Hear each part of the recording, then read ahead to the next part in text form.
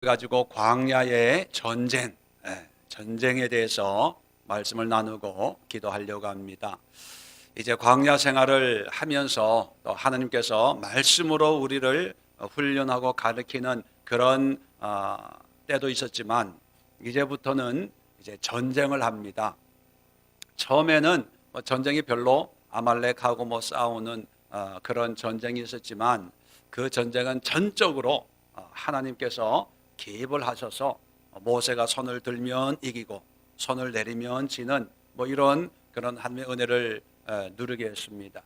그런데 이제 하나님의 말씀으로 훈련을 받고 또 하나님이 어떤 분인가를 알고 또 여러 가지 기적과 이적을 통해서 믿음이란 이런 것이구나라고 하는 것을 깨달은 다음부터는 이제 전쟁을 합니다. 땅을 이제 정복해 나가는 것이지요.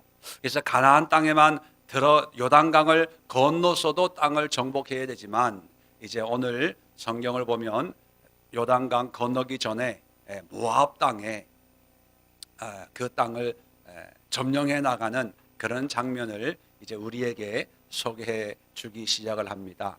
자, 그런데 오늘 이런 전쟁을 우리가 공부하기 전에 전체적으로 이 광야 같은 인생의 삶 속에서 전쟁이 있는데 이게 영적인 전쟁이든 어떤 환경적인 문제든 여러 가지 우리가 믿음으로 싸워 나가야 될 그런 문제들이 늘 있습니다.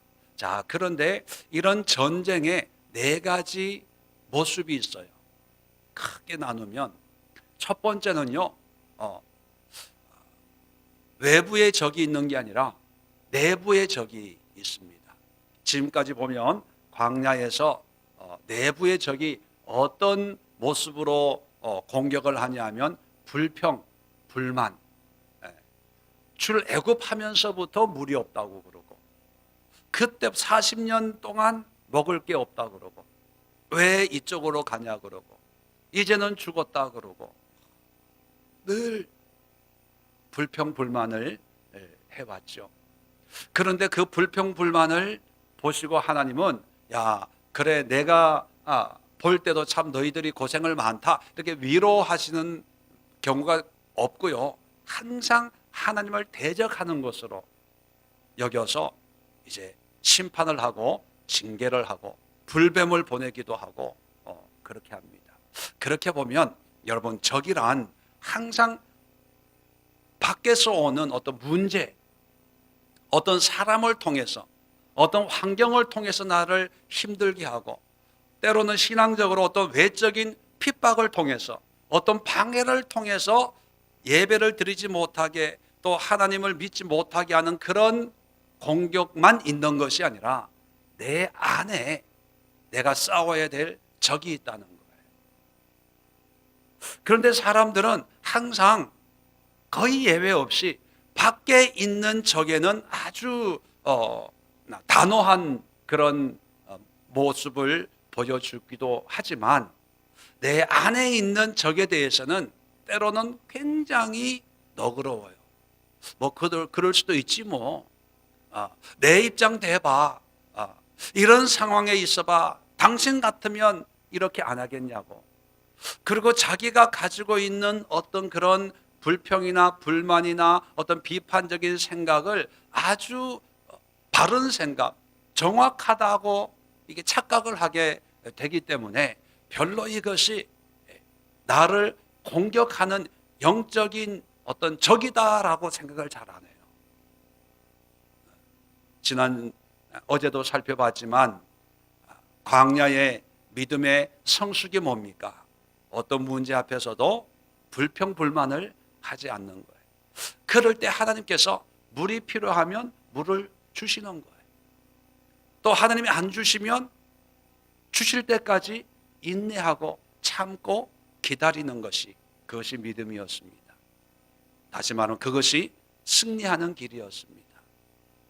오늘 이 시간 우리의 적이 바로 내 안에 있다라고 생각을 하고 그것이 나를 어떻게 공격하는가.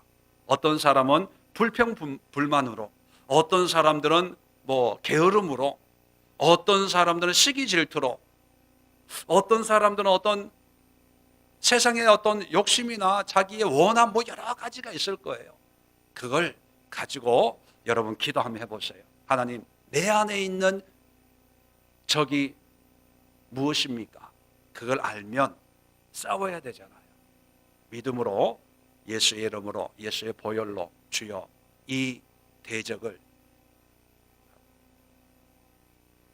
싸워서 없애버리겠습니다.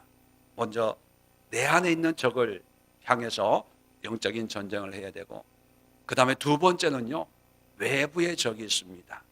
제가 외부에 공격해놓고 아랏 뭐 이렇게 아모리, 바산 이렇게 적어놨는데, 이게 뭐냐면 21장 1절에 보면 네겝에 거주하는 가나안 사람 곧 아랏의 왕이 이스라엘이 아다림 길로 온다 함을 듣고 이스라엘을 쳐서 그 중 몇 사람을 사로잡은지라. 뭐냐면 아랏 왕이 공격을 해오는 거예요.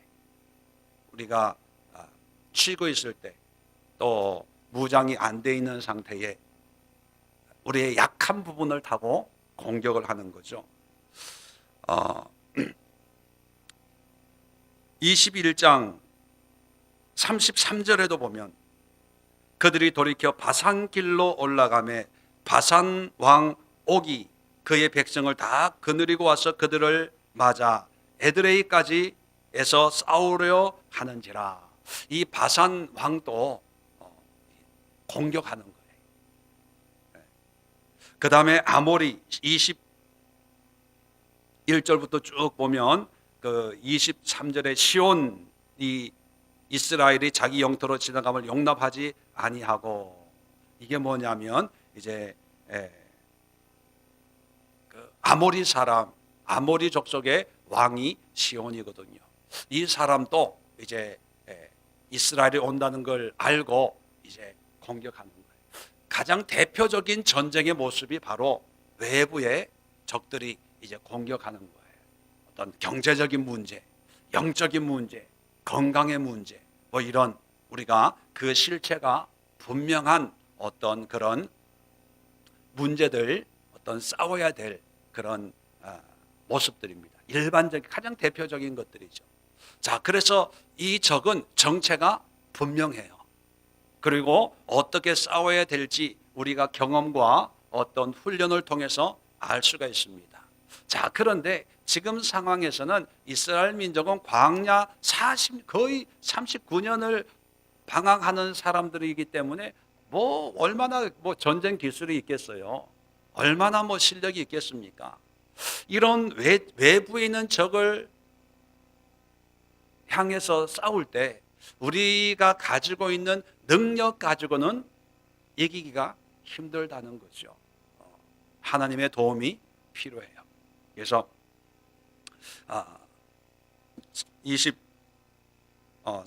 21장 34절에 보면 여호와께서 모세에게 이르시되 그를 두려워하지 말라. 내가 그와 그의 백성과 그의 땅을 내 손에 넘겼나니 너는 헤스본에 거주하던 아모리인의 왕 시온에게 행한 같이 그에게도 행할지니라. 우리는 세상의 힘과 세상의 능력으로 이 대적들을 싸우는 것이 아니라 늘 하나님이 주시는 말씀과 능력과 은혜와 하나님이 공급해 주시는 능력으로 이 문제를 이길 수가 있다는 겁니다. 물론 다른 전쟁도 마찬가지지만, 그래서 특별히 우리가 확인이 가능하고 구체적인 실체가 드러난 그런 문제들은 요거는 내가 할 수 있네, 이렇게 오판하기가 쉽습니다. 왜? 분명히 이게 드러나니까. 그런데 외부의 적의 어떤 존재까지도, 그런 전쟁까지도 철저하게 하나님 앞에 물어야 된다는 거예요. 제가 왜 이렇게 장황하게 설명을 하냐 하면, 내 안에 있는 적은 모르기 때문에 이 전쟁을 못해요. 그런데 외부의 적은 분명히 알아요. 안 알면 더 영적으로 믿음으로 기도로 싸워야 되는데, 그런데 참 신기해요. 뭐냐면 알기 때문에 더 기도 안 해요. 알기 때문에. 하나님의 힘을 빌려 하지 않아요. 너무나 잘 알기 때문에 요거는 이렇게 하면 돼, 요거는 이렇게 하면 돼, 요거는 이런 식으로 하면 돼, 뭐 이런 경험이 쌓여가지고 오히려 더 하나님 앞에 무릎을 꿇고 기도함으로 하나님의 능력을 덧입으려고 하는 그런 전쟁을 하지 않고 자기 능력으로 하려고 하다가 다 깨지는 거예요. 다 깨지는. 그래서 외부의 공격, 외부의 적, 이런 실제적인 문제까지도 철저하게 하나님 앞에 가지고 나와야 된다. 그렇다면 2019년을 살아가는 여러분들에게 지금 이 순간 있는 외부의 어떤 공격, 외부에서 여러분들을 힘들게 하는 그런 전쟁이 무엇인가? 지금 알고 있든지 모르고 있든지, 지금 그 전쟁을 감당하고 있든지, 아니면 이런 것까지 기도해야 돼? 이런 것까지 하나님께 도움을 구해야 돼? 라고 하는 것까지도 오늘 이 시간 기도하면서 하나님, 이런 문제가 있습니다. 이런 건 구체적으로 기도할 수 있잖아요. 그죠? 이렇습니다. 이런데 내가 이렇게 하려고 했는데 하나님, 하나님의 지혜를 구합니다. 하나님의 뜻을 구합니다. 철저하게 하나님의 은혜로, 말씀으로 전쟁을 해 나가야 된다는 것입니다. 세 번째 전쟁의 대표적인 게 뭐냐? 여리고성이에요. 여리고 사람들은 이스라엘 백성들이 온다는 걸 알았어요. 왜? 그 성의 기생 라합도 알 정도면 다 알았다는 거죠. 그런데 보통 보면 적군이 들어오면 뭐 활을 쏘든지 뭘 하든지 하는데 여리고는요, 문을 굳게 닫고 그냥 기다리고 있는 거예요.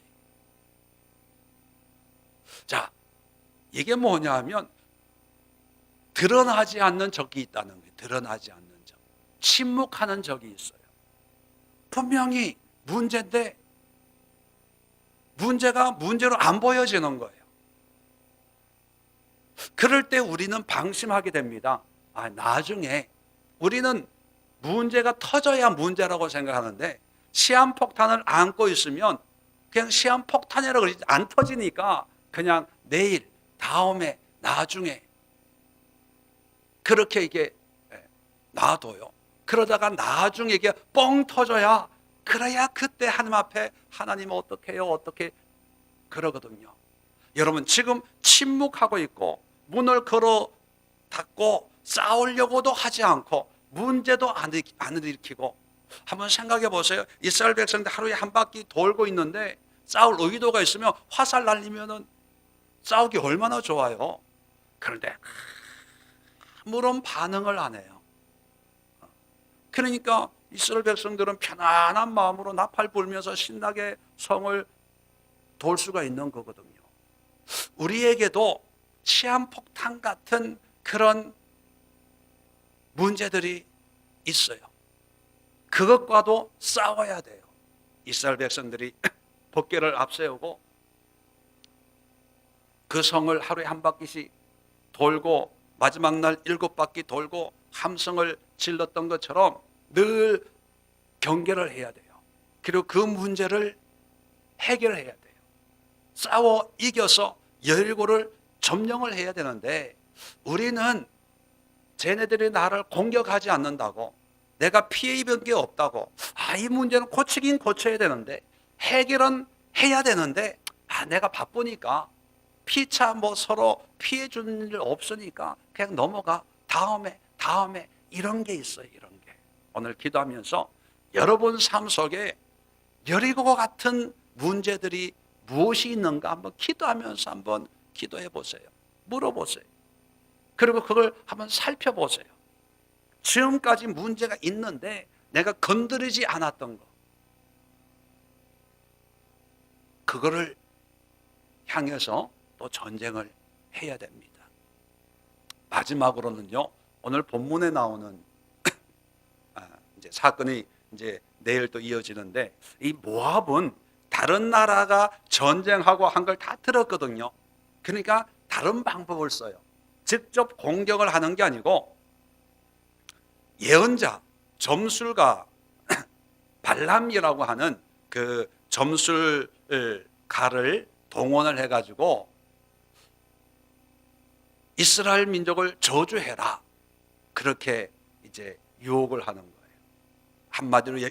한마디로 얘기하면 하나님의 이름으로 저주하면 하나님 네가 오늘 22장 6절에 끝에 보면 그렇게 얘기합니다. 그대가 복을 비는 자는 복을 받고 저주하는 저주를 받을 줄 내가 알미니라. 그러니까 저주하면 하나님 또 네 기도를 듣고 저주해서 우리가 이길 거야. 여러분, 당장 전쟁의 모습은 안 일어나요. 아주 평화로워요. 그런데 그 평화로운데 거기에 자꾸 미혹시키는 거예요. 속이는 거예요. 가장시키고 위장시키는 거예요. 정말 내가 이런 문제 앞에서 싸워야 되는데 이 발람 같은 거짓 선지자가, 영적으로 거짓 선지자가 내 안에서 아니야, 얘도 두고 보면 괜찮아, 이렇게 사는 것도 그렇게 나쁜 게 아니야, 이런 것도 하나님이 주셨으니까 내가 이렇게 하고 있는 거 아니겠어? 하나님이 보시기에 싫어하면 하나님께서 없애든지 뭐 잘못된 거라고 말씀할 텐데 안 하잖아. 안 하는 거 보면 괜찮아. 너는 너 자신을 사랑해야 돼. 이런 모습까지 뭐 이러면서, 야, 너만 그런 게 아니고 다른 사람도 다 그래. 너무 예민하게 그렇게 하지 마.